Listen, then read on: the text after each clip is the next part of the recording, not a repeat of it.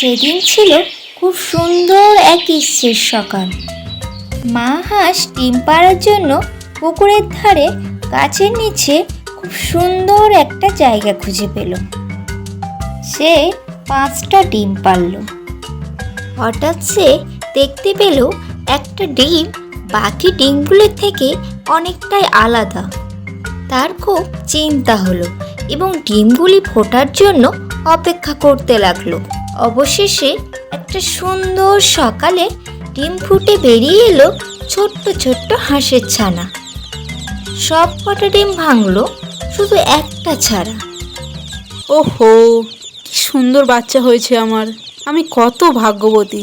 কিন্তু এই 5 নম্বর বাচ্চাটা ফুটলো না কেন? হাঁসটি খুব চিন্তায় পড়ে গেল। এই শেষ ডিমটা তো অনেকক্ষণ সময় নিচ্ছে।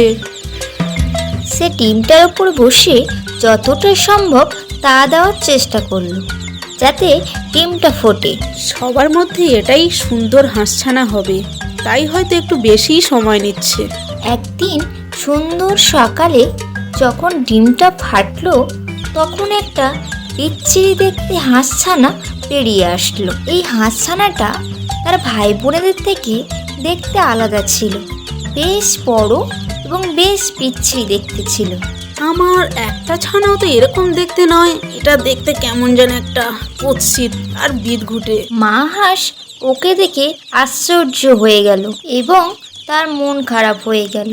মা হাঁস ভাবলো একদিন না একদিন ওটা অন্য বাচ্চাদের মতো হয়ে যাবে। কিন্তু দিন পেরিয়ে যেতে লাগলো আর ছানাটাও সেই ওই রকম বিদঘুটে দেখতে রয়ে গেল। আর ওর সব ভাই বোনেরা ওই হাঁসছানাকে নিয়ে মজা করত আর তার সঙ্গে কেউ খেলতো না। ছানাটা মনে মনে খুব কষ্ট পেত। তুই একটা বিদঘুটে, তুই দুনিয়ার মধ্যে একটা বিচ্ছিরি হাঁস। হ্যাঁ, ভাগ এখান থেকে, আমরা তোর সাথে খেলবো না। ওরা সবাই ওকে দেখে হাসতো, তাই দেখে হাঁসছানাটা খুব কষ্ট পেত। একদিন বিচ্ছিরি দেখতে হাঁসছানাটা জলের কাছে গেল আর জলের মধ্যে নিজের প্রতিচ্ছবি দেখতে পেল। কেউ আমাকে পছন্দ করে না, আমাকে খুব বাজে দেখতে। ছানাটা ভাবলো তার পরিবারকে ছেড়ে দিয়ে সে অন্যত্র চলে যাবে, তাই সে একাই জঙ্গলের দিকে হাঁটতে লাগলো। এক সময় যখন শীত নেমে আসলো তখন চারপাশ বরফে ঢেকে গেল আর সে মনে মনে খুব দুঃখ পেল আর ঠান্ডায় সে কাঁপতে লাগলো। সে বনের মধ্যে একটা খালি বাড়ি দেখতে পেল আর সেখানে কোনো লোকজন নেই। এখানে আমি একলা থাকবো, কেউ আমাকে দেখে হাসবে না। হাঁসের ছানা আপন মনে বলল। সেই বিচ্ছিরি দেখতে হাঁসের ছানাটি গোটা শীতকালটায় কাটিয়ে দিল সেই ফাঁকা বাড়িটায়। এরপর এলো বসন্তকাল। সেই পাতা ঝরা গাছগুলিতে কচি কচি পাতা দেখা দিল, চারিদিকে ফুলে ফুলে ভরে গেল। পৃথিবী যেন এক নতুন সাজে সাজলো। সে হাঁটতে হাঁটতে একটা নদী দেখতে পেল। আবার সে জল দেখতে পেয়ে তার মন খুশিতে ভরে গেল।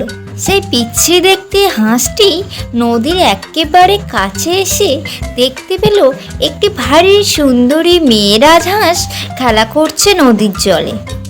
রাজহাঁসটিকে দেখে তার খুব ভালো লেগে গেল, কিন্তু নিজের প্রতি লজ্জায় সে মাথা নামিয়ে নিল।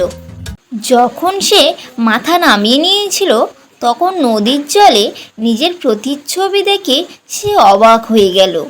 ও যেন নিজের চোখকেও বিশ্বাস করতে পারছে না। ও তো আর কুৎসিত হাঁসের ছানা নেই, ও যে চমৎকার দেখতে এক তরুণ রাজহাঁস হয়ে গেছিল।